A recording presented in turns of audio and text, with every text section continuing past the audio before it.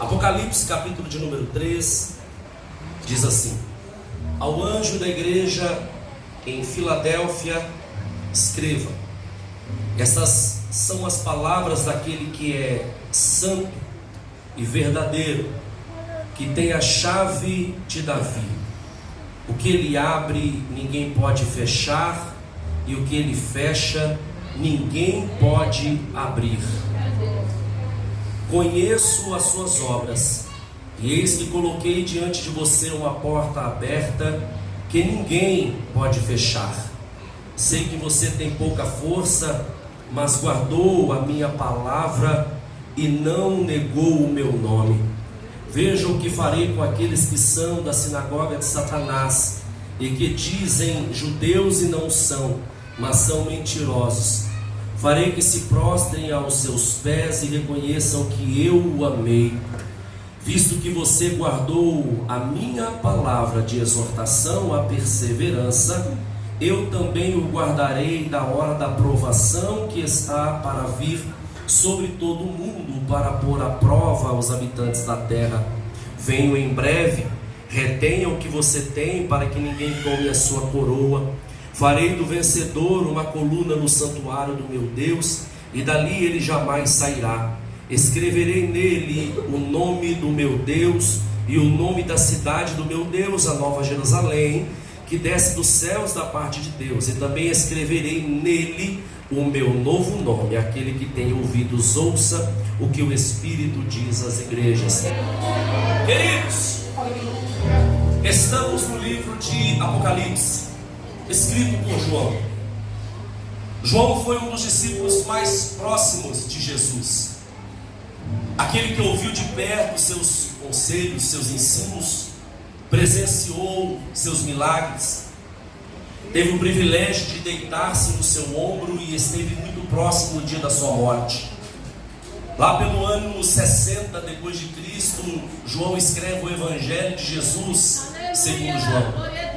Por volta do ano 70, João escreve as suas epístolas, e lá pelos anos 90, mais ou menos, ele escreve o livro de Apocalipse.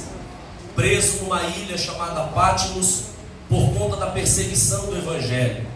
Nesta ocasião, João, proibido de pregar, é como se Deus estivesse dizendo: se eu não posso usar a boca do pregador, então eu vou usar os seus olhos e as suas mãos. Porque quando ele aparece para João, ele diz mais ou menos assim: eu vou te mostrar algumas coisas, e aquilo que você vê, escreva. No capítulo 1 de Apocalipse, João recebe uma revelação de Jesus através de um anjo que foi enviado para mostrar coisas que brevemente iriam acontecer. E ele inicia escrevendo assim: bem-aventurado aquele que lê, bem-aventurados aqueles que ouvem as palavras desta profecia e guardam as coisas que nela está escrito. Veja que a palavra ela era direcionada ao anjo da igreja, por isso ele diz: bem-aventurado aquele que lê. Quem é que lia? O anjo da igreja. Só que depois ele continua dizendo: bem-aventurados são aqueles que ouvem. De quem ele está falando? Da igreja, porque eles não tinham o privilégio que nós temos de ler a Bíblia. Então o anjo da igreja lia aquela carta e lhes falava. Então bem-aventurado quem lê e bem-aventurado quem ouve. Mas ele termina dizendo: mais bem-aventurado ainda são, tanto para quem lê quanto para quem ouve, são aqueles que guardam a palavra desta profecia. E nesta carta ele escreve para as 7 igrejas que estão na Ásia Menor. Para cada uma delas ele vem dizendo uma mensagem. Para Éfeso ele elogia a sua perseverança e o suportar das provas por causa do seu nome, mas adverte quanto à perda do primeiro amor. Para Esmirna ele diz conhecer a sua tribulação e pobreza, só que ele faz uma advertência dizendo que o diabo lançaria alguns deles na prisão para serem provados. Porém no final ele promete dizendo: quem for fiel até a morte receberá a coroa da vida. Para Pérgamo ele diz que que estavam morando no lugar onde estava o trono de Satanás, mas sabia que eles tinham conservado o nome do Senhor e não haviam negado a sua fé. Para Tiatira, ele diz que conhecia o amor, a fé, o serviço, a perseverança, e que as últimas obras deles eram mais numerosas do que as primeiras. Porém, faz uma dura crítica quando diz que eles toleravam Jezabel. Para Sardes, ele diz que eles tinham a fama de vivo, mas que estavam mortos. Manda com que eles se arrependessem e vigiassem, senão ele viria a eles como um ladrão de noite. E também elogia algumas poucas pessoas lá dentro que não haviam se contaminado, e promete que por isso essas pessoas receberiam vestes brancas. Eu vou pular Filadélfia porque é o assunto de hoje. Para Laodiceia, ele diz que conhecia suas obras, que eles não eram frios, que eles não eram quentes, mas eram mornos. Diz também que eles se consideravam ricos, mas que ele achava que eles não passavam de infelizes, miseráveis, pobres, cegos e nus. E faz uma advertência dizendo: arrependam-se. E finaliza dizendo: eu estou à porta e bato, se alguém abrir eu entrarei, cearei com ele e ele comigo. E o assunto de hoje, da nossa reflexão, a igreja de Filadélfia, ele diz: eu conheço as suas obras, sei que você tem pouca força, não negou o meu nome e que guardou a minha palavra, e que por isso eu estou colocando diante de vocês uma porta aberta, porta essa que ninguém pode fechar. E finaliza dizendo: eu venho sem demora. Guarda, conserva, se agarra, se apegue àquilo que você tem, para que ninguém tome a sua coroa. Veja que para cada uma das igrejas ele inicia se apresentando, porque antes da mensagem ele apresenta o seu caráter. Antes dele dizer o que é que ele queria, ele diz quem é que está falando. Porque é como se ele estivesse dizendo: para que você dê crédito ao que eu vou falar, eu vou te mostrar primeiro quem é que está falando. Porque faz muita diferença. Às vezes a gente ouve alguma coisa e não soa até bem, mas a gente quer saber quem é que falou, porque dependendo de quem falou, aquilo fica com menos credibilidade. Agora, se quem falou tem muito crédito, aquela credibilidade vai lá em cima. A gente diz: poxa vida, quem falou não foi qualquer um, quem falou foi fulano, ciclano, bertano. Por isso, antes dele dar a mensagem para as igrejas, ele sempre se apresentava. Para Éfeso, por exemplo, ele se apresentou como aquele que tem as 7 estrelas na mão e anda no meio dos 7 castiçais de ouro. Para a igreja de Esmirna, ele se apresentou como o primeiro, como o último que morreu, mas que tornou a viver. Para a igreja de Pérgamo, ele se apresenta como alguém que tem uma espada afiada de 2 gumes na boca. Para a igreja de Tiatira, ele se apresenta como alguém que tem os olhos como chama de fogo e os pés como um bronze reluzente. Para a igreja de Sardes, ele se apresenta como alguém que tem os 7 Espíritos de Deus e as 7 estrelas de Deus.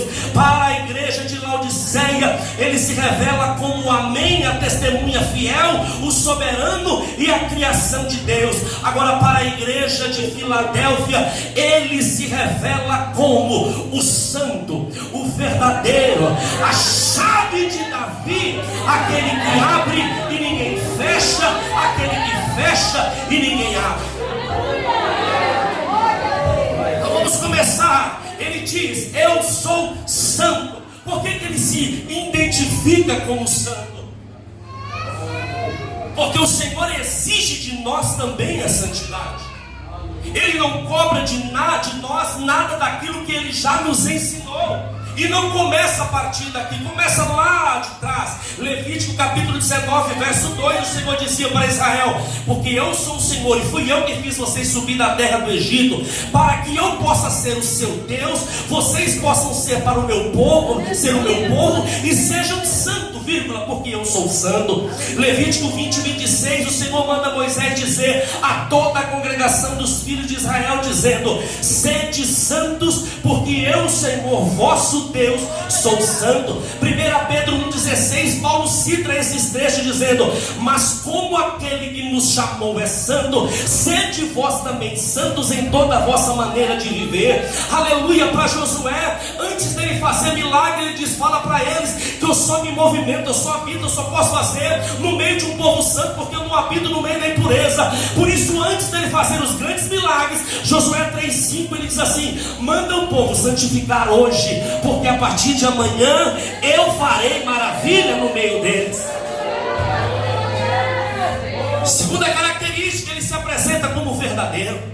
Quando você vê Jesus falando em verdade, quantas vezes ele disse isso? Sabe o que ele estava dizendo? Em verdade, ele estava dizendo a verdade. Ele estava dizendo a verdade. Por isso que eram duas verdades. Ele não estava dizendo assim: olha, é qualquer um que está lhe dizendo uma verdade. Ele dizia em verdade. Ele estava dizendo: olha para mim, porque eu sou a verdade e eu estou lhe falando uma verdade. João capítulo 17, verso 17, ele diz: Pai, santifica-os na verdade, porque a tua palavra é a verdade. Veja que aqui ele mistura as duas coisas, o santo e a verdade, no versículo só. Ele diz: santifica eles na verdade. É como se ele estivesse dizendo: a verdade o santifica e a santificação traz a verdade, porque as duas coisas precisam andar juntas. Aleluia. João capítulo 8, verso 32, ele diz assim: conheçam a verdade, você conhece bem, e a verdade vos libertará. João capítulo 14, verso 6, alguém já citou hoje aqui, diz assim: eu sou o caminho, eu sou a verdade e eu sou a vida. Você sabe o que é que Jesus estava dizendo aqui para nós? Eu sou o caminho a qual você deve seguir, eu sou a verdade na qual você deve acreditar, e eu sou a vida eterna que você receberá se você seguir o caminho e seguir a verdade. Aleluia. Ele não está nem aí para mentirosos ou para falsos, ele está pautado na verdade e quer que nós também estejamos. Por isso lá em João capítulo 4, 24, ele diz: Deus, ele é espírito, e importa com que aqueles que vão adorá-lo adorem em espírito e em verdade. Então vem comigo que a gente ainda está no versículo 1. Isso diz aquele que é santo e é verdadeiro. Terceira característica, aquele que tem a chave de Davi. Essa é uma das partes que muita gente não entende. Por quê? Que a palavra do Senhor diz que Jesus tinha a chave de Davi. Redobre a sua atenção. Isaías capítulo 22, verso 22, já havia uma profecia sobre Jesus para este termo. Olha o que o Senhor diz: porém sobre os ombros dele a chave do reino de Davi. Isso já estava profetizado lá atrás. O que ele abrir, ninguém conseguirá fechar, e aquilo que ele fechar, ninguém conseguirá abrir. O que Deus estava dizendo é: eu darei a ele a autoridade de trono, eu darei a ele governo, eu darei a ele domínio. Agora, certamente que quando o Senhor está falando isso sobre Jesus, ele não está falando apenas de um governo, de um domínio terreno. Ele está dizendo sobre o reino dos céus, que ele daria a ele a chave do reino dos céus, para abrir e para fechar, para dar acesso e também para tirar acesso. Faz sentido para você? Diga glória a Deus. Isso começa lá atrás, em Jeremias capítulo 33, verso 17, quando o Senhor faz uma profecia dizendo assim: assim declara o Senhor, Davi jamais deixará de ter um descendente que assente no trono para poder julgar Israel. Havia uma profecia de Deus que Davi sempre teria um descendente no trono. E havia também uma profecia de que o Messias deveria vir da descendência de Davi. E a gente sabe que quem foi que substituiu Davi no trono foi Salomão. E quando você vai olhando os demais reis que vieram depois de Salomão, você percebe que o diabo sempre tentou manchar a linhagem de Davi. Foram idolatrias, foram muitos de tipo pecado de prostituições, aliança com outros deuses, aliança com mulheres estranhas e outras nações, fazendo com que sempre havia um versículo dizendo assim: e o rei fulano de tal desagradou e fez o que era mal diante dos olhos do Senhor. Era como se o diabo diabo estivesse dizendo: já que vai vir da descendência de Davi, eu vou manchar a descendência de Davi para que ele não consiga reinar. Está fazendo sentido para você? Agora redobre a sua atenção. Até chegar no rei chamado Jeoaquim. Esse daqui, ele chutou o pau da barraca. Esse aqui estragou, foi tudo. Jeoaquim ordenou que um oficial pegasse o rolo dos profetas e começasse a ler para ele. E ele começou a ler vários trechos. Quando Jeoaquim ouviu trechos que confrontava e ele não queria mudar naquilo, a Bíblia diz que ele avançou sobre o rolo, tomou o rolo da mão de quem estava lendo, lançou na lareira para que queimasse e ficou olhando aquilo dali queimar. Aí veio uma palavra do Senhor para ele em Jeremias capítulo 36, verso 30, dizendo assim: assim diz o Senhor a Jeoaquim, rei de Judá: ele não terá mais nenhum descendente para sentar no trono de Davi, seu corpo será lançado fora e será exposto ao calor de dia e à geada da noite. Olha o problema. Deus estava dizendo a Jeoaquim: os seus descendentes não herdam o trono de Davi. O problema é, somente os descendentes de Jeoaquim poderia dar continuidade à linhagem de Davi. Como que o Messias haveria de vir? Quando a gente está lendo a genealogia de Jesus, tem um detalhe ali que a gente não presta muita atenção. Se você ler a genealogia de Jesus, segundo Mateus, ela termina, para chegar a Jesus, ela termina assim, ó: Eliúde gerou Eleazar, Eleazar gerou Matã, Matã gerou Jacó, Jacó gerou José, José era marido de Maria. Essa descendência narrada por Mateus é uma descendência que parte de Salomão.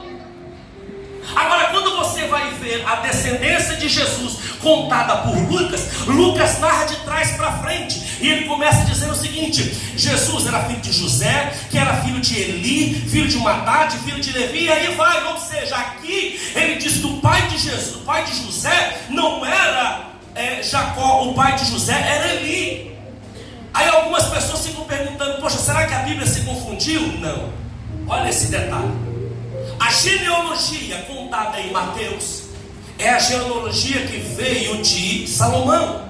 Mas a genealogia contada por Lucas é a genealogia que vem de Maria.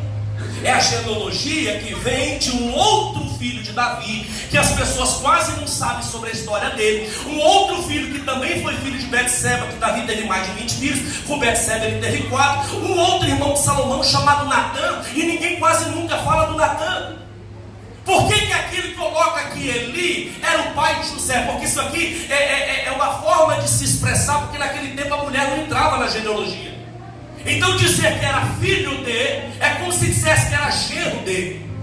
Mas se você pegar a história toda, se você pegar a genealogia toda e pegar de cabo a rabo, você vai ver que se trata da genealogia de Maria e não da genealogia de José. Sabe o que é que o Senhor estava dizendo?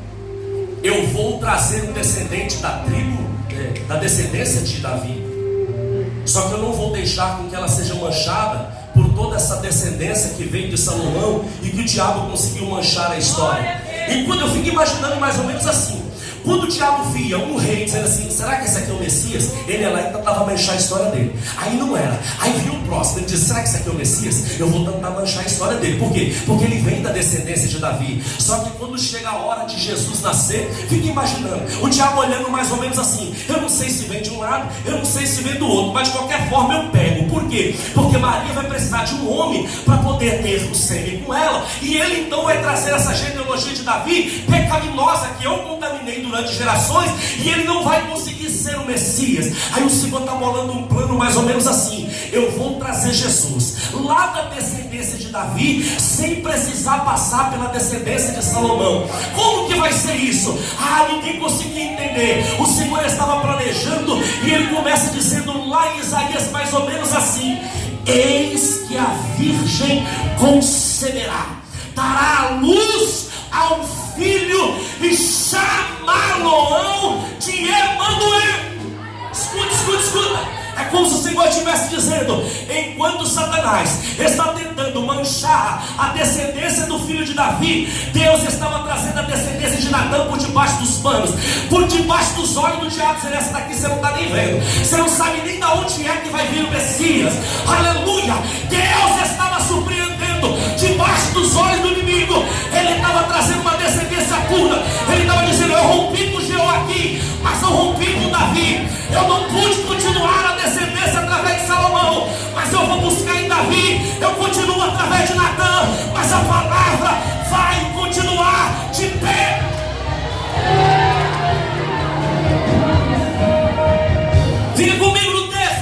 diz: esse que fala contigo é o santo, o verdadeiro, aquele que tem a chave de Davi. E ele continua dizendo: aquele que abre e ninguém fecha, aquele que fecha e ninguém abre. Veja que o Senhor estava dando a ele autoridade. Glória a Deus.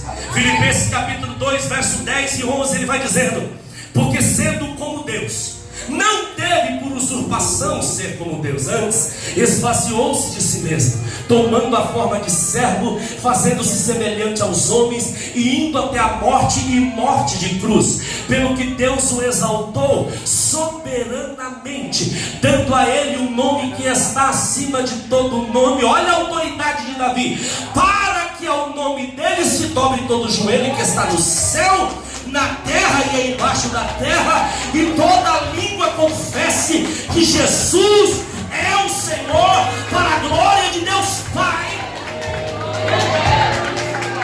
Ele tem a chave de Davi, aquele que abre e ninguém fecha, que fecha e ninguém abre. Lá em Gênesis 7 diz que quando Noé terminou de colocar todos os animais dentro da arca, não foi Noé que fechou a porta, foi Deus que fechou a porta pelo lado de fora, e ninguém conseguia abrir aquela porta, ele só abriu no tempo dele. Aleluia.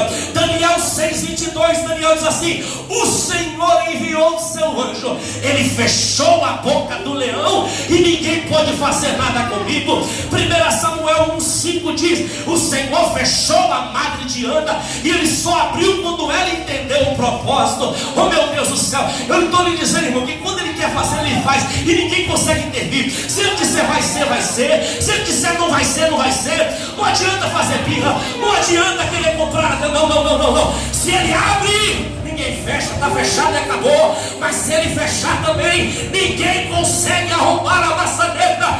Ele tem o controle na mão.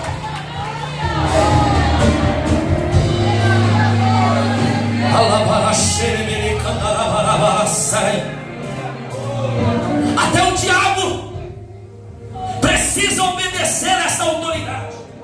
Apocalipse capítulo 20 começa ali pelo versículo 1, 2 e 3. Olha só, escuta essa parte.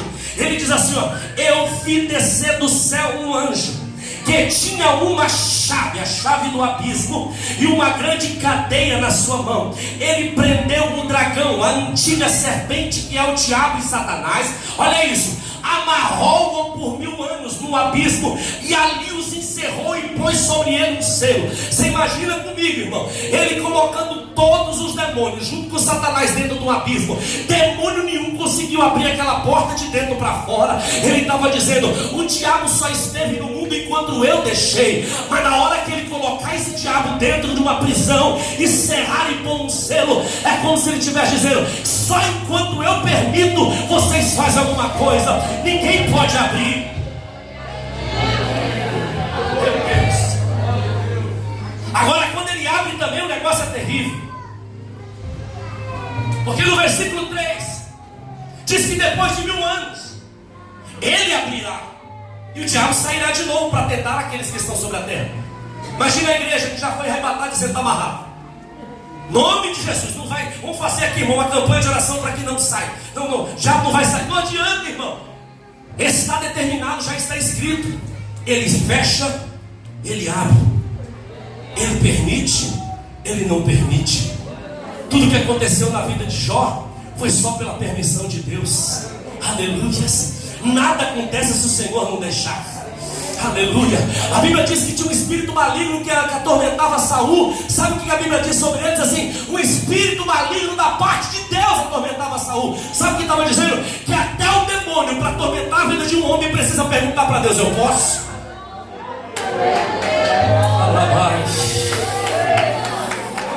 Eu vou continuar pregando, mas eu preciso dizer algo para alguém aqui nessa noite. Talvez você está preocupado, talvez você está com a alma aflita, dizendo: Senhor, até quando aquela situação vai ficar daquele jeito? Senhor, o que é que eu preciso fazer para mudar? Deus está me dando uma palavra para te dizer essa noite, dizendo: todo o controle está na minha mão, diz o Senhor. Eu abro, eu fecho, eu tiro, eu dou de volta, eu mato, eu dou a vida.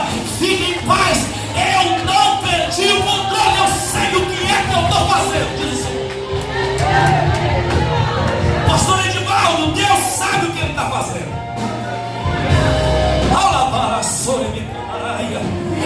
fecha, ninguém abre. Quando ele abre, ninguém fecha.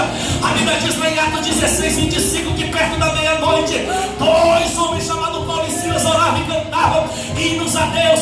Aleluia. De repente sobreveio sobre eles um terremoto. Os alicerces do cálice começaram a se mover. Todas as portas se abriram.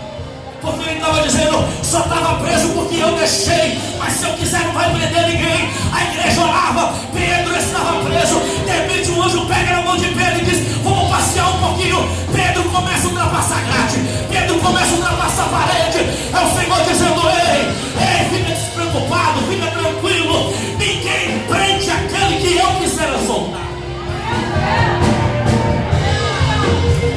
Aleluia. Pedro achou que estava sonhando. Quando chegou lá na rua, o anjo foi embora. Pedro disse, eita, não é que era verdade? Meu Deus do céu, está gostoso ou não está? Deixa eu continuar no texto. Isso diz aquele que é santo. Isso diz aquele que é verdadeiro. Isso diz aquele que tem a chave de Davi, que abre e ninguém fecha, que fecha e ninguém abre, sim ou não? Ele continua dizendo assim, tendo pouca força, guardaste a palavra da minha perseverança e não negaste o meu nome. Deixa eu falar uma coisa para você. Veja que esta parte ele está falando sobre um elogio e não uma crítica. Quando ele disse tens pouca força, ele não está fazendo uma crítica, ele está fazendo um elogio. O problema não é ter pouca força, o problema é desistir. O problema, irmão, não é ter pouca força, o problema é se achar forte demais. O problema não é ter pouca força, o problema é não conhecer as nossas fraquezas. Aleluias. Porque quando a gente conhece as nossas fraquezas, irmãos, a gente não vai ficar dando sombra para o diabo. Tem gente que cai e ele ainda tem a capacidade de dizer assim, ai pastor, eu caí porque a carne é fraca. Aquele versículo não está nesse contexto. Porque se a gente caísse porque a carne é fraca, então estava ao contrário. Porque se ela conseguiu me derrubar, ela é forte pra caramba. Ele estava dizendo que a carne é fraca para buscar a Deus, mas para cair ela é forte. E quando a gente conhece as nossas fraquezas, quando a gente conhece as nossas limitações, irmão, a gente não vai ficar dando soco. Se você sabe que você é carente, por que você vai ficar escutando essas musiquinhas que atiçam a sua carência? Se você sabe que não consegue resistir a esse namoro indecente, por que é que você ainda fica falando com essa pessoa? Se você sabe que não consegue resistir a tais bebidas, por que é que você frequenta ainda tais lugares? Querido, a gente tem que fazer que nem José. Se a gente percebe que a nossa força é pequena, a gente não tem que tentar resistir, a gente tem que largar a capa e dar o pé. Aleluia. Alguém vai dizer, você está correndo por quê? Você está com medo? Está dizendo, não, é porque eu sei da minha limitação. Se eu ficar eu caio, mas eu não vou cair. Então eu vou dar o pé, eu vou escapar pela minha vida. O problema não é ter pouca força.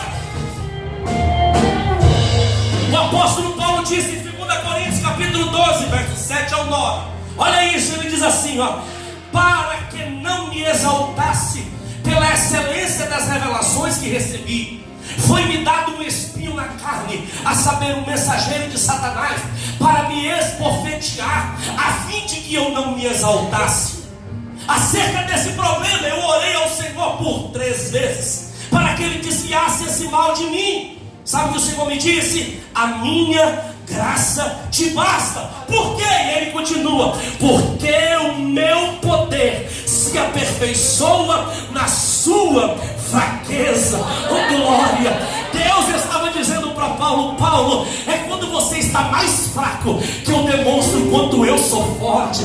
É quando você já está para desistir que eu pego na tua mão e diz, ainda não, fica de pé porque sou eu que te coloco de pé. Aleluia! Aí Paulo continua dizendo assim, de boa vontade eu me gloriarei nas minhas fraquezas, para que o poder de Cristo possa habitar em mim. Paulo estava dizendo, se for para me gloriar por alguma coisa, me gloriarei das minhas fraquezas.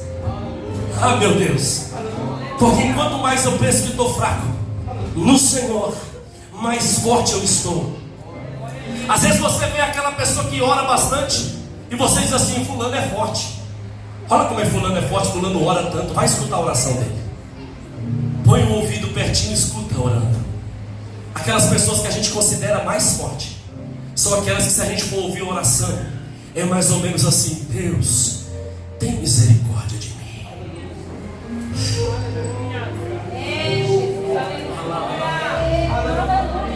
Aquela pessoa que a gente considera mais forte, porque ele ora muito, vai ouvir o conteúdo da oração dele, é a pessoa chorando, dizendo: Deus, pega na minha mão, senão eu vou pecar. Deus, me livra de pecar, porque eu estou prestes a cair. Um dia uma pessoa disse para mim assim: pastor, você tem que orar mais forte, sua oração é muito pessoal. Eu disse: eu oro pessoal mesmo. Na minha oração eu dizia assim: Senhor, eu sei que eu tenho entristecido o seu coração, mas anota aí, eu ainda vou te dar muito orgulho.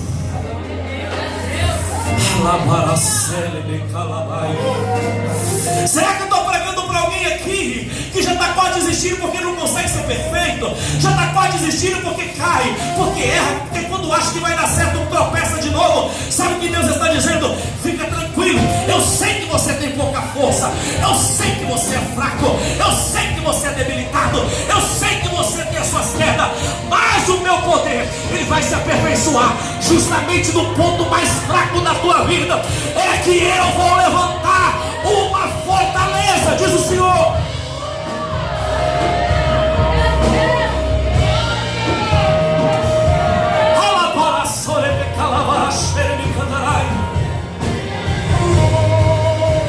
Um dia Deus falou essa palavra para mim. Deus apontou o dedo na minha cara e disse assim: eu vou pegar os teus pontos mais fracos e vou fazer deles uma fortaleza, porque aonde você caiu, eu vou usar você para levantar muita gente. Ei, Deus não está procurando gente forte, Deus está procurando gente que não nega, que não foge da guerra, que não abandona o seu nome. Tendo pouca força, não negaste o meu nome. Oh meu Deus, o importante não é ser forte, o importante é não negar o nome do Senhor. Está me acompanhando no texto? Agora ele diz: guarda aquilo que você tem. Irmão, é muito fácil a gente perder o que a gente tem quando a gente não valoriza. Eu tenho um exemplo grande para isso, que é o Sansão. Quantas pessoas queriam ter o que Sansão tem? Quantas pessoas queriam ser o que Sansão era? Imagine quantos jovens daquela época invejavam Sansão. Mas Sansão tinha pouca estima pelo talento que ele tinha. Sansão brincou demais com o pecado e por isso perdeu aquilo que tinha. Outra pessoa que deu pouco valor ao que tinha e por isso perdeu foi Esaú. Num dia que Esaú estava com muita fome, foi-lhe feita uma proposta: me vende a sua primogenitura por um prato de guisado. Ele diz: para que me serve a primogenitura? Olha a frase: para que me serve a primogenitura se eu estou com fome agora? Tem gente que fica tentando entender como foi que um negócio feito na terra com prato de comida fez coisa jurídica julgada no céu para que a primogenitura passasse de um para o outro. A verdade é que não foi isso. Não foi o fato dele ter trocado por um prato de comida que fez com que passasse na eternidade a autoridade de um para o outro. O que fez Esaú perder não foi o prato de comida.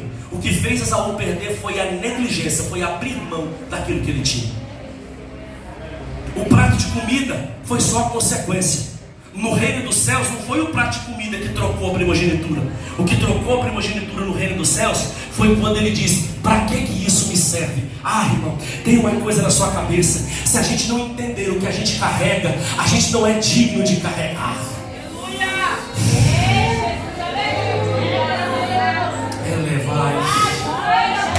Se você não der valor à unção que você carrega, então você não é digno dessa unção. O problema é que a gente quer ter um pouco dos dois mundos. A gente quer ser cheio do Espírito Santo, mas também quer agradar ao mundo. Não dá para ter as duas coisas. Ou a gente é cheio do mundo, ou a gente é cheio do Espírito. Ou a gente é de um, ou a gente é do outro.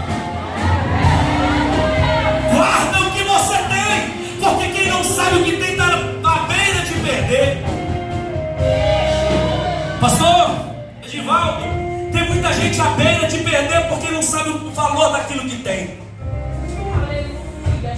Ô irmãos, os nossos irmãos do Antigo Testamento queriam ter um pouquinho do gostinho que você tem de ter o Espírito Santo e não tinha. Oh meu Deus. Quando o Senhor mandou Moisés orar para que a unção que estava sobre a vida dele descesse sobre a vida daqueles 70 anciãos, 2 dele, Eldade e Meldade, estavam do lado de fora do arraial, começaram a profetizar. Josué chegou para ele e disse assim: a gente não deveria proibir, eles estão do lado de fora, estão causando escândalo.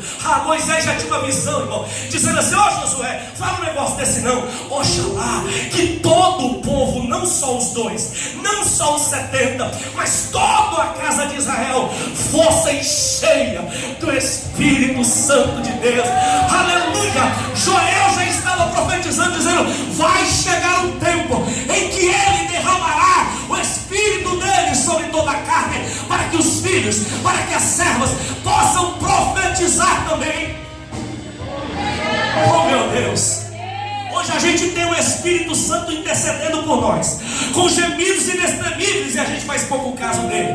Hoje a gente tem o Espírito Santo confortando, consolando, dando conselho, porque Paulo diz: a unção que vocês receberam, ela permanece em vós e ela vos ensinará todas as coisas. A gente tem um professor particular, irmão, que fala no ouvido, que fala no coração e que não deixa a gente se desviar, só que a gente faz pouco caso dele. Porém vem Paulo lá em Efésios capítulo 4, verso 30, dizendo: não entristeçais o Espírito de Deus, porque ele é o selo da vossa salvação. Cuidado para não perder o Espírito. Aleluias. Agora, por outro lado, a pessoa que sabe o que tem e valoriza. Eliseu ficou sabendo que o rei de Israel havia rasgado as vestes, porque Naamã foi a ele dizendo: eu vim aqui porque disseram que tinha um homem de Deus para me curar. Ele rasgou as vestes, ele estava arrumando a ocasião contra nós. E chegou ao ouvido de Eliseu. Quem sabe o que tem, irmão? Eliseu disse assim: por que é que o rei está rasgando as vestes? Manda ele vir falar comigo e ele saberá que há profeta em Israel. É diferente. Manda ele vir falar comigo e ele saberá que aqui é um homem de Deus aqui. Oh, glória. Outra pessoa que sabia o que tinha era Davi. Davi vai enfrentar o Golias. E alguém diz para ele assim: rapaz, você é só um menino, olha o tamanho do homem, não faz isso não. Davi sabia o que carregava. Davi disse assim: meu senhor, deixa eu te contar uma história. Um dia eu estava lá apacentando as poucas ovelhas do meu pai, apareceu um urso, e eu fui lá e rasguei ele no meio. Outro dia apareceu um leão, eu também peguei e rasguei ele no meio. Meu senhor, deixa eu enfrentar esse gigante, eu sei o que tem dentro de mim. Aleluia. Quem é esse filisteu aí para afrontar o Deus de Israel? Oh meu Deus. Davi sabia o que ele carregava, irmão. O gigante olha para ele e diz assim: por acaso eu sou um cão para você vir a mim com pedaço de pau? Ele diz assim: você vem a mim com lança, você vem a mim com escudo e com flecha. Eu vou a você em nome do Senhor dos Exércitos. Irmão, vocês estão muito parados, dá um glória para ajudar aí.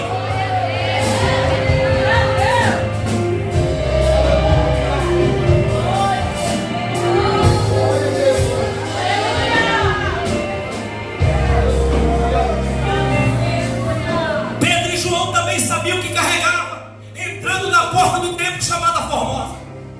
Um homem olha para ele e diz assim: me dá uma esmola. Pedro olha para ele e diz assim: olha para a gente, fica os olhos na gente. O homem olha e ele diz assim: eu não tenho prata, eu não tenho ouro, em outras palavras, mas eu sei o que eu tenho. Em nome de Jesus, levanta e anda. Escuta, escuta, escuta. O homem não levantou porque eles estavam crendo, o homem não. Qualquer um na posição dele diria: eita, não funcionou, a fé iria lá embaixo. Não para quem sabe o que tem. A Bíblia diz assim: e Pedro, pegando-o pela mão, o colocou de pé e o soltou. É como se ele dissesse assim: a Paulo, falei para você levantar. Se você não acredita, eu acredito, vem aqui. Ele vai levantar em nome do Senhor.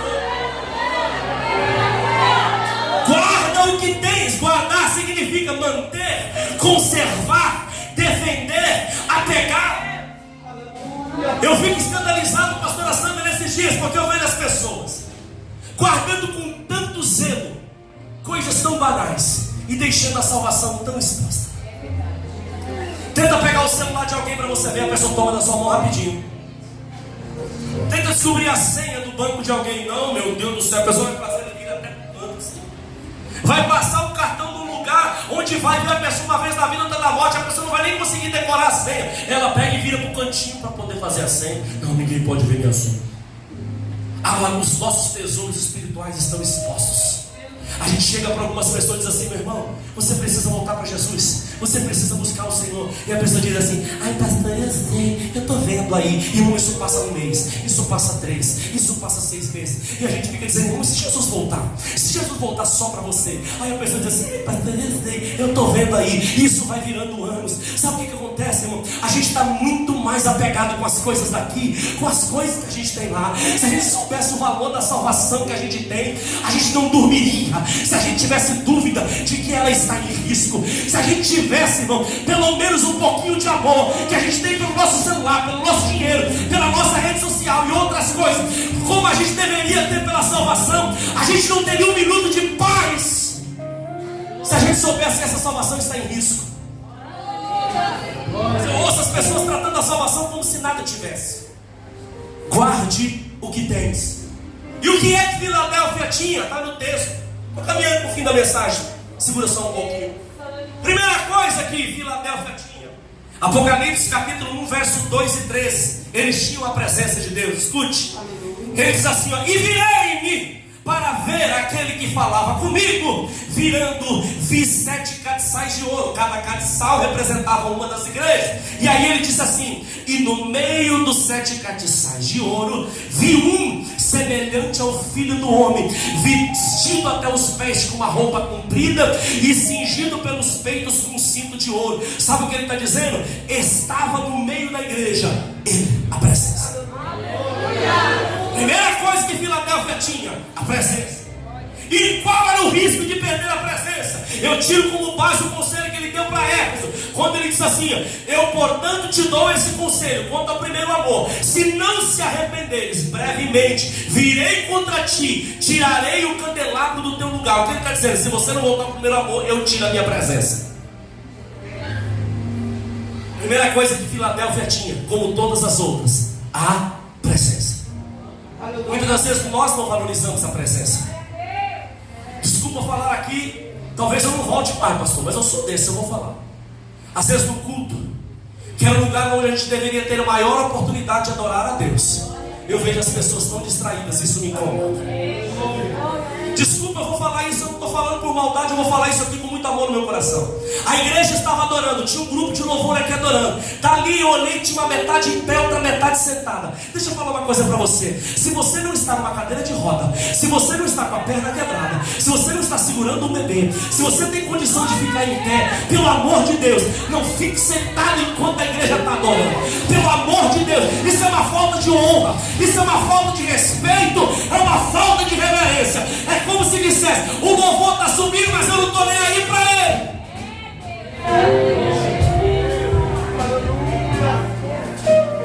Porque se eu estou falando com alguém e alguém não está olhando para mim, mexendo no celular distraído, eu paro de falar, porque a pessoa precisa olhar para mim. Isso é uma demonstração de apreço, de respeito, que está gostando do que a gente está conversando, senão eu saio fora. Imagina Jesus: eu chego num lugar para adorar a Deus, enquanto o louvor está subindo, eu estou mascando chiclete, eu estou mexendo no celular, eu estou andando, eu estou brincando, eu estou marcando compromisso, eu estou cutucando o irmão. Não.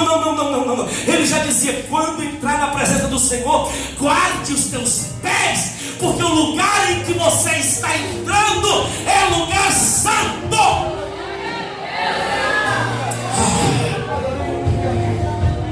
Um dia eu disse para Deus: Senhor, eu quero que a tua presença venha sobre mim, como eu sinto muitas das vezes enquanto eu estou no culto. Eu dizia: eu quero que essa presença fique comigo mais tempo. E o Senhor disse para mim uma coisa que eu demorei a entender. Ele disse assim: a minha presença vai permanecer mais tempo com você quando você aprender a honrá-la. Eu disse: mas eu honro. E eu fiquei bugado com aquilo. Digo: meu Deus do céu, eu não honro. Eu custei entender o que é honrar, pastor Orlando. Sabe o que é honrar de verdade? Olha aqui para mim. Você está há muito tempo sem ver alguém da sua família. Veja. E aí você fica falando por mensagem assim: fulano, quando você vai vir na minha casa? Que saudade. Meu Deus, que saudade. Eu quero ver você, eu quero ver você, eu quero ver você. Quando essa pessoa está para chegar, ela fica mandando mensagem dizendo assim: peguei o Uber, estou chegando. Você diz: meu Deus, está chegando, o coração acelera. Quando o Uber para lá, o carro, o táxi para lá na porta, como que é mais ou menos a reação de quem vai receber? Vamos encenar? É assim? Aí dá aquele abraço, gostou? Menina, como é que tá seu cabelo? Você emagreceu, você mandou. É uma delação. Que saudade. E faz aquela. Quanto tempo dura essa euforia? Quanto tempo dura? 5 minutos? 10? Vamos exagerar, uns 20 minutos. Mas fica para sempre assim? Cai ou não cai? Chega uma hora que normaliza. Vamos entrar? Aí entra. Aí toma um café. Aí almoça. Aí fica ali à tarde. Aí janta, dorme. No outro dia acorda, já. Bom dia. Já não é mais aquela mesma coisa. Aí passa mais um dia, passa 2, passa 3. Chega uma hora que já começa tipo.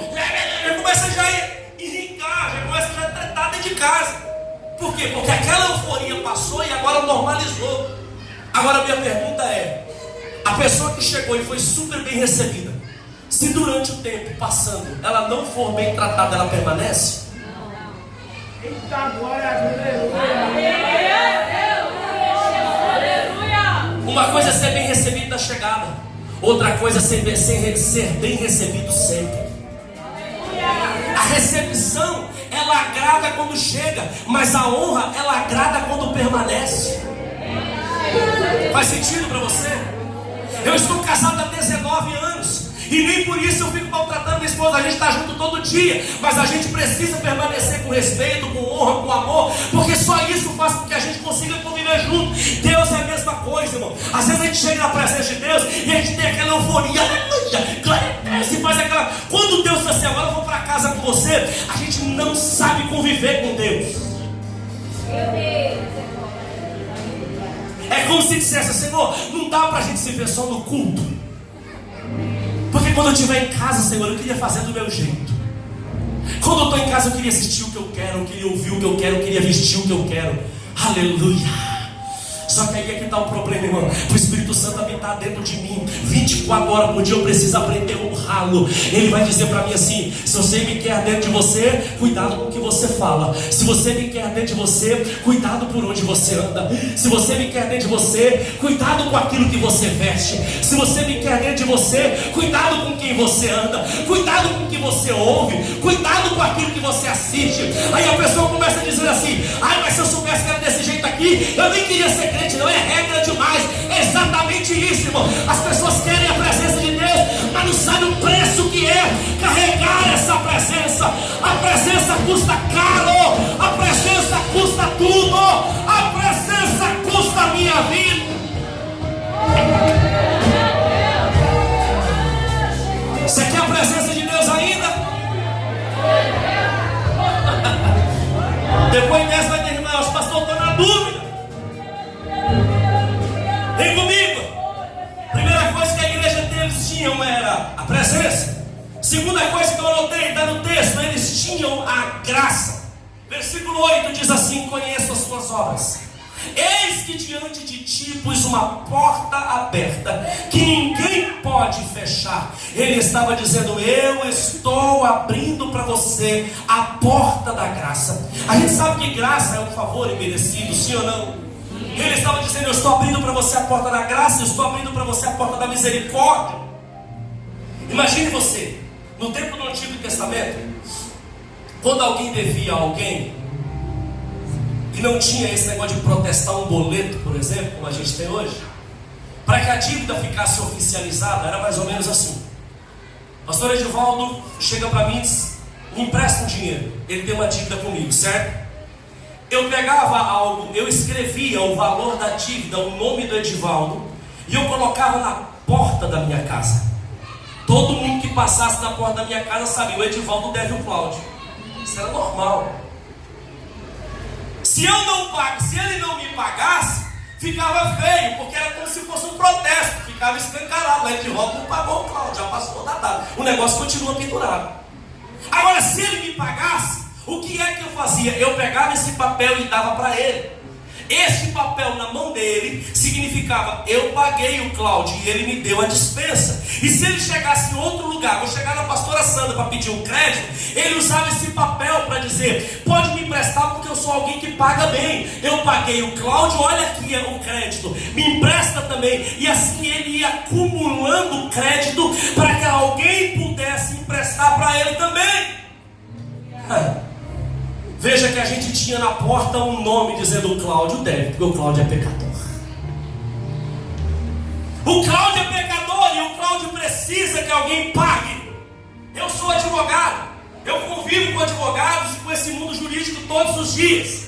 Eu já vi de muita coisa, mas eu nunca vi um advogado que assume o lugar do réu. Eu já vi advogado defendendo, eu já vi advogado fazendo tanta coisa, mas eu nunca vi um advogado que diz assim: olha, juiz, quanto que é a pena dele? 20 anos, 30 anos, prisão perpétua. Pode mandar ele para casa, põe a algema na minha mão, eu vou ficar no lugar. Você já viu alguém fazendo isso? Mas alguém fez.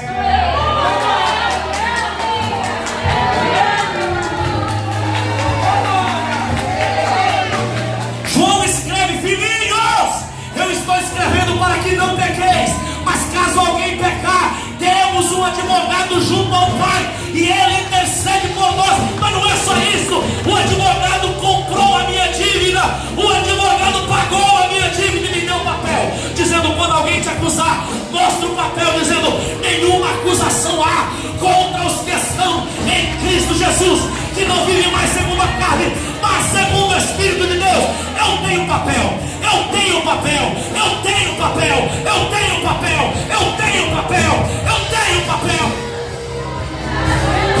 Eu tenho papel para quem quiser ler. Minha dívida foi paga, minha dívida foi quitada, eu tenho papel.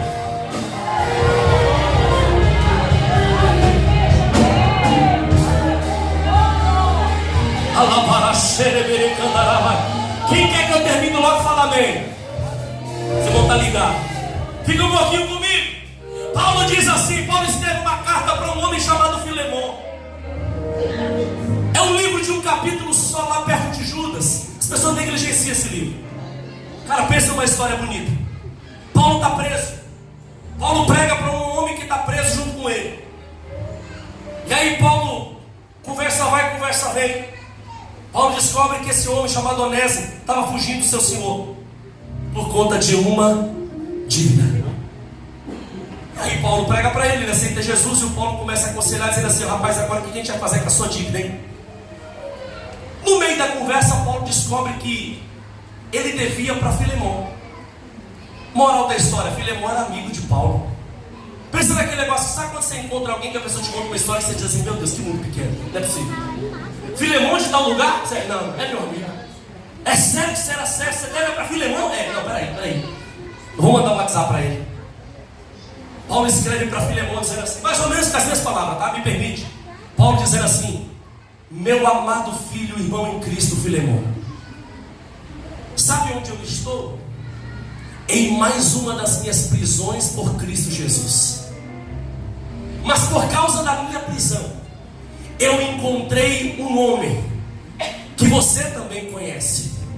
Ele era o seu servo, mas agora ele é também seu irmão em Cristo Jesus. E Paulo continua dizendo assim: ele agora aceitou a Cristo e ele é herdeiro junto comigo e com você. Aí Paulo diz assim: olha, Filemon, eu estou te enviando ele de volta. Olha essa parte, parece que ele está falando de mim. Ele diz assim: talvez você precisou perder ele por um tempo para que você pudesse tê-lo para sempre. E ele diz assim: eu estou te enviando ele de volta. E eu queria que você pegasse qualquer dívida que ele ainda tem contigo e colocasse no meu nome, porque quando eu sair daqui, eu mesmo te pagarei o que é que ele está te devendo. Irmão, olha aqui para mim. Parece Jesus dizendo assim: pai, eu vim aqui na terra, você não sabe quem que eu encontrei.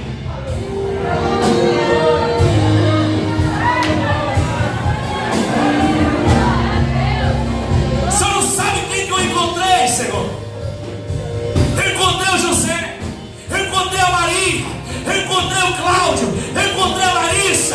Sabe quem que eu encontrei aqui, Senhor? Eu encontrei ele. Talvez o Senhor precisou perder ele por um tempo para ter ele de volta. Aí o Senhor diz assim: mas calma aí, Pai, eu vou mandar ele de volta para o Senhor. E qualquer dívida que ele tinha anotado na porta, anota no meu nome, eu vou pagar. Eu vou enviar ele de volta sem dívida nenhuma. Eu vou enviar ele de volta sem dívida. Irmão, qual era a dívida que você tinha? Está pago. Era você ter dado um glória mais forte. Está pago. Talvez eu esteja pregando aqui para ex-traficante. Talvez eu esteja pregando aqui para ex-adulto. Talvez eu esteja pregando aqui para gente que diz assim: pastor, eu nem sou digno de estar dentro dessa igreja. Está pago a sua dívida também. Aleluia, o céu não é para o perfeito. O céu é para lavado, comprado, remido pelo sangue de Jesus. Aleluia, a mesa da graça nivela todo mundo.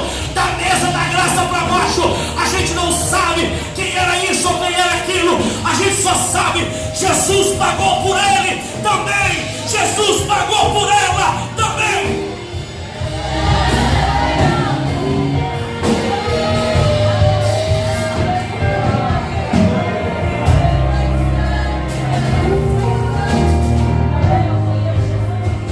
O que é que a igreja de Filadélfia tem? Presença, graça e, por último, a palavra. Guarde o que você tem, para você não perder sua coroa. Ele diz no versículo 10 assim: olha, porque você guardou a minha, ela tinha a palavra. Agora diga comigo assim: a palavra gera proteção. Ele diz: porque guardaste a palavra da minha perseverança, vírgula, eu também te guardarei da provação que há de vir sobre a terra.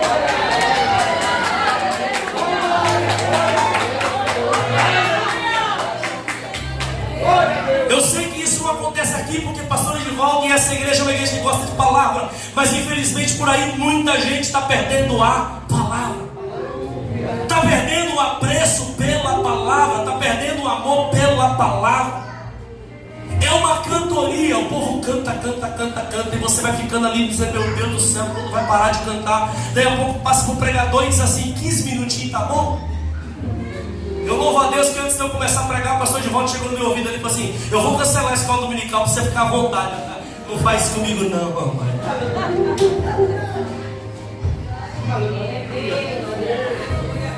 Por que eu preciso guardar a minha palavra? Salmo 119, verso 9. Como purificará o jovem o seu caminho? Observando-o conforme a sua palavra. Por que é que eu preciso guardar a palavra? 119, 105. Porque ela é lâmpada para os meus pés e é luz para o meu caminho. Porque é, Senhor, que eu preciso guardar a tua palavra. João 17, 17. Santifica-os na verdade, porque a tua palavra é a verdade. Por que é que eu preciso guardar a palavra? Deuteronômio 8:3. Nem só de pão viverá o homem, mas de toda a palavra que sai da boca de Deus. Por que é que eu preciso guardar a palavra? Jeremias 23, 29. A palavra é como martelo que esmiuça a veiga. 1 Pedro 1, 25. A palavra permanece para sempre. Romanos 10, 17. A palavra produz a fé em todo aquele que ouve. Hebreus 4, 12 diz: ela é viva, ela é eficaz, mais penetrante que uma espada de 2 gumes, e é apta para discernir as intenções do coração do homem. Aleluia! É a palavra, é a palavra, é a palavra. Ela é viva, poderosa. Por que é que eu preciso guardar a palavra?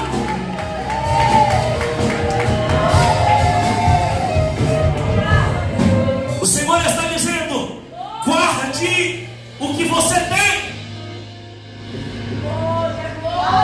Tenha presença, dê valor à presença.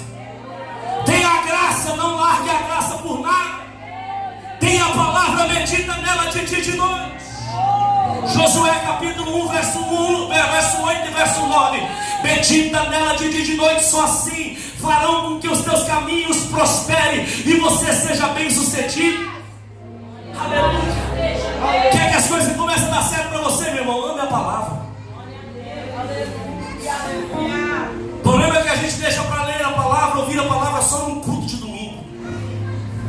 assim. A gente está num tempo em que as pessoas nem trazem mais a Bíblia para o culto. Aí a gente fala assim, porque está no celular. Aí alguém vai ler, a gente fica esperando que a pessoa saque do celular, mas o celular continua no bolso e diz assim, então não era o celular. Não que eu sou contra a Bíblia digital, eu uso no tablet, eu uso o celular, eu uso onde eu estiver. A questão da gente não é se ela está no papel ou se ela está no digital. O problema é que ela não está no coração. A gente colocou uma proposta na nossa igreja de ouvir a palavra. Começamos, Deus deu uma palavra, eu preguei, quando acabou, eu disse assim, bora ler a Bíblia toda, o Novo Testamento até o final do ano, os irmãos disseram amém. Eu disse, então vamos. Começamos, acho que foi em junho, final de maio para junho. A gente já está chegando no final, se eu não me engano a gente leu agora Pedro, carta de Pedro. Sabe como é que a gente está fazendo? A gente pega o aplicativo e toda semana eu digo, essa semana a gente vai ouvir Marcos. Aí a semana inteira a igreja ouvindo Marcos. Irmãos, essa semana a gente vai ler Atos. E a semana inteira ouvindo. E os irmãos ficam me relatando. Os irmãos mandam mensagem dizendo, pastor, rapaz, eu estava lendo, que interessante. Minha vontade é dizer, já estava lá. Irmão, porque é fácil demais. Eu saio de casa para ir trabalhar, eu saio do Capão para ir para Santo Amaro. No horário que eu saio, às vezes eu gasto 1h30 de tanto trânsito. Aí coloco o celular no Bluetooth do carro, põe um livro para poder narrar e aperta lá. Irmão, ele vai dizendo, ele disse o Senhor, ele vai narrando, ele vai narrando. Irmãos, faz o teste, em 20 minutos, às vezes você escuta um livro. É em média 3 minutos a 4 minutos para ler um capítulo. Só que às vezes a gente gasta 40, 50 minutos, 1 hora mexendo no WhatsApp, no Instagram, e a gente nem percebe que aquele tempo passou. Às vezes um filme de 2 horas para a gente é pouco, mas para a gente ler a palavra ou ouvir a palavra por 10, 15 minutos parece uma eternidade. Aí depois ele diz assim, por que a minha vida está dando tão errada? Oséias 4,6 diz assim, o meu povo erra, o meu povo peca, porque lhe falta o conhecimento. O pior é o versículo depois, ele diz assim, porque vocês rejeitaste a minha palavra, eu também me rejeitarei os teus filhos. É muito forte o Senhor está dizendo, já que você não está nem aí para a minha palavra, por que é que eu tenho que me preocupar com a tua família? Aí depois a pessoa diz, vamos fazer uma campanha que o diabo está furioso. Ai pastor, vamos fazer o seu quê? Não. Quando você meditar na palavra de dia e de noite, irmão, as coisas vão começar a acontecer para você. Não precisa de campanha de 4, de 7, de 21, de 40. Não precisa de fazer toda essa artimanha, não. É simples, é simplesmente olhar para a palavra e dizer, eu amo meditar na tua lei. E ele termina com uma promessa. Versículo 12. Ele diz assim, a quem vencer. Você lembra que esse a quem vencer ele falou para todas as outras, sim ou não? Sim. A quem vencer, olha essa palavra, eu o farei coluna no templo do meu Deus, e dele nunca sairá, e escreverei sobre ele o nome do meu Deus, e o nome da cidade do meu Deus, a nova Jerusalém que desce do céu, e também o meu novo nome. Irmãos, quando você vai ler Apocalipse capítulo 21, eu termino aqui. Quando você vai ler Apocalipse capítulo 21, eu fico espantado. Olha essa parte. Porque do mesmo jeito que o Senhor começa, Ele termina. Se você reparar depois você repara o que eu vou te falar agora. Não para não, parece que está chato. Parece que eu estou perdendo a unção. Se você ler o capítulo 1 e o capítulo 2 de Gênesis, são 2 capítulos que não tem pecado. Capítulo 3 de Gênesis, o pecado entra. Se você ler de trás para frente, capítulo 22 e 21 de Apocalipse, são 2 capítulos que também não tem pecado. No terceiro de trás para frente, capítulo 20, o pecado sai. Olha esse mistério. 2 primeiros capítulos não tem pecado, no terceiro o pecado entra. De trás para frente, no terceiro o pecado sai, os 2 últimos não tem pecado. Sabe por que isso? Porque o plano original de Deus não era cumprir o que está aqui. O que Deus fez durante toda a Bíblia foi porque o homem desobedeceu. O plano original de Deus é que a gente reinasse com Ele para sempre. O plano original de Deus era habitar com a gente, comunhão com a gente povoar, encher a terra e reinar com Ele. Só que o pecado entra no capítulo 3, você vê Cristo precisando descer, morrer como homem, porque Ele estava dizendo o seguinte: se para o homem voltar para Deus, alguém precisa morrer como homem, não adianta ele morrer como anjo, não adianta morrer como Deus. O que ele faz? Ele se torna um homem e diz: Senhor, estou voltando com eles para casa. Aí vem Paulo lá em Coríntios dizendo assim: se por causa do pecado de um só, Adão, o pecado entrou no mundo e todos foram feitos injustos, muito mais será feito pela justiça de um, o segundo Adão, a saber, Jesus Cristo, muitos com ele serão feitos justificados. É como se Jesus estivesse dizendo o seguinte: Adão pecou e tirou a igreja do jardim, mas eu pego a igreja, trago ela andando comigo para a volta do jardim, dizendo: ei, ela é minha. Lá em Gênesis capítulo 1, ele começa dizendo: o Senhor cria o céu, depois o Senhor cria a terra, o Senhor cria a luz, cria o sol, cria as estrelas, cria os animais da terra, cria os animais. É assim que ele começa, sim ou não? Olha o capítulo 21 de Apocalipse, quando ele disse que estava refazendo tudo, depois que o pecado é tirado, parece que ele está recontando a história, e o final é igual ao versículo que nós estamos lendo hoje. Ele começa mais ou menos assim: e vi um novo céu e uma nova terra, pois o primeiro céu e a primeira terra já não existia mais, e o mar também não existia mais. Olha essa parte: e vi a cidade santa, Nova Jerusalém, que descia do céu da parte de Deus.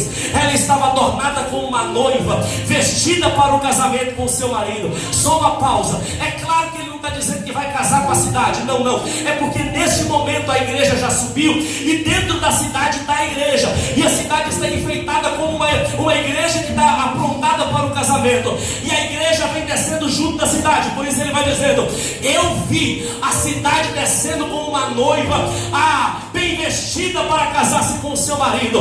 Todos os olhares estavam para o grande casamento da igreja com o noivo. Versículo 3: e ouvi uma forte voz que vinha do céu, dizia assim: ó, vejam, agora o tabernáculo de Deus estará para sempre no meio do povo, ele habitará com vós, ele será o seu Deus, e ele estará com vocês. Agora olha essa parte aqui, para quem acha assim: ó, meu Deus, está difícil demais, eu estou sofrendo demais, eu não tenho mais força, quando que o Senhor vai dar um basta na minha situação? Existe um tempo para isso. Versículo 4, parece que ele está dizendo assim: e casaram e foram felizes para sempre. Olha o que ele diz: e ele enxugará dos seus olhos toda lágrima, não terá mais morte, não terá mais tristeza, não terá mais choro, não terá mais dor, porque todas essas coisas terão passado para sempre. Aí no versículo 8 ele diz assim: e aquele que estava sentado no trono, quem é que está sentado no trono? Não é o próprio Filho de Deus. Ele ficou de pé e disse para João assim: veja, eis que faço nova todas as coisas. Em seguida ele disse: João, escreve aí, eu sou digno de confiança, eu sou verdadeiro, tudo está consumado, eu sou o alfa, eu sou o ômega, eu sou o começo, eu sou o fim.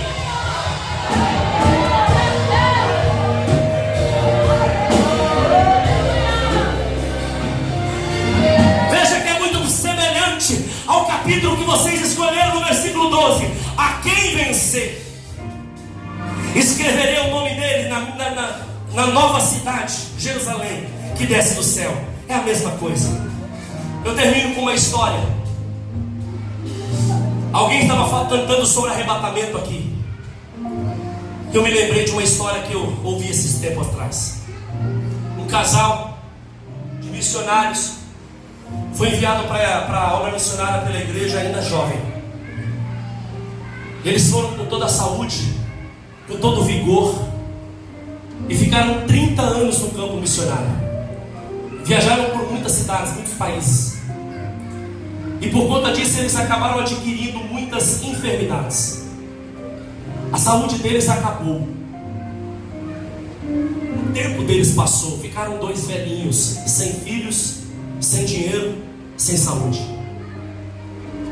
Enquanto eles estavam no campo missionário, eles pediam para o pastor mandar oferta, e mandava fotos pensando que o pastor e a igreja colocaria no telão da igreja, e que a igreja ficaria admirada, dizendo assim: olha os nossos missionários como estão trabalhando.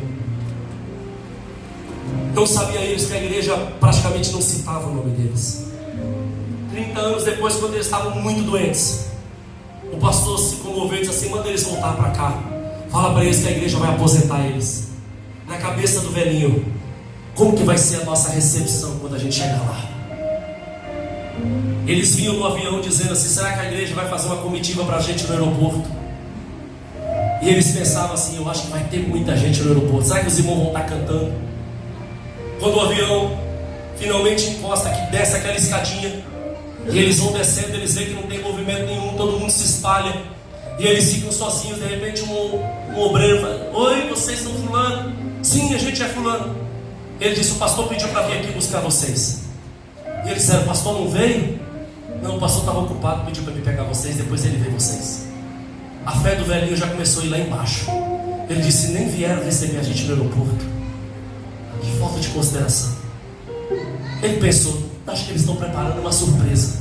Entraram no carro e pensaram: acho que a gente vai direto para a igreja, vai chegar na igreja, vai ter uma festa para receber a gente. O irmão pegou um caminho diferente. Ele disse: a gente não vai passar na igreja. Ele disse: não, depois a gente volta. O pastor pediu para levar vocês para casa. Ele pensou: então a festa vai ser em casa. Chegaram numa casinha simples. O obreiro abriu a porta, deu a chave na mão dele e disse assim: entra aí, o pastor disse que depois passa para ver vocês.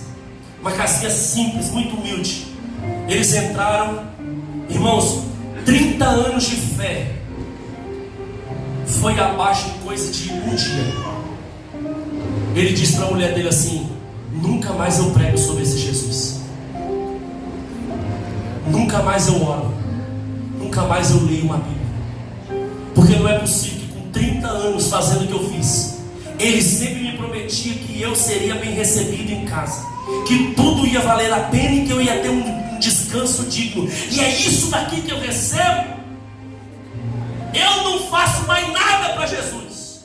A velhinha, com muita chateação também, mas com um pouco mais de fé, disse assim: calma, eu vou orar, eu vou perguntar para ele e ele vai falar alguma resposta para mim. Ele disse: então ó, porque se ele não te responder, eu desvio. Foram dormir. No outro dia ele levantou, ela já tinha levantado mais cedo, estava lá fazendo um café. Ele chegou para ela e disse assim: e aí, orou? Ela disse: orei. Ele falou com você? Ela disse: ele falou sim. E o que foi que ele respondeu? Ela disse assim: ele respondeu que a gente ainda não chegou em casa.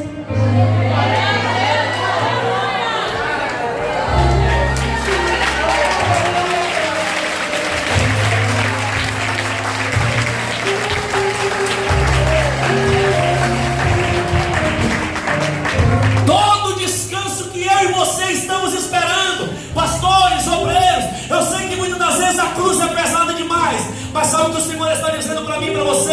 Ele vai enxugar os olhos quando chegar em casa. A recompensa é quando chegar em casa. O apóstolo Paulo dizia: se esperarmos em Jesus somente para esta vida, somos o mais miserável entre os homens. A gente vai fazer de tudo e vai receber ingratidão. A gente vai fazer de tudo e vai receber bofetada, vai receber não, vai receber um monte de acusações e outras coisas. Fica tranquilo, quando você chegar em casa, haverá uma recepção esperando a noiva. Ei, aleluia, há uma coroa para nós.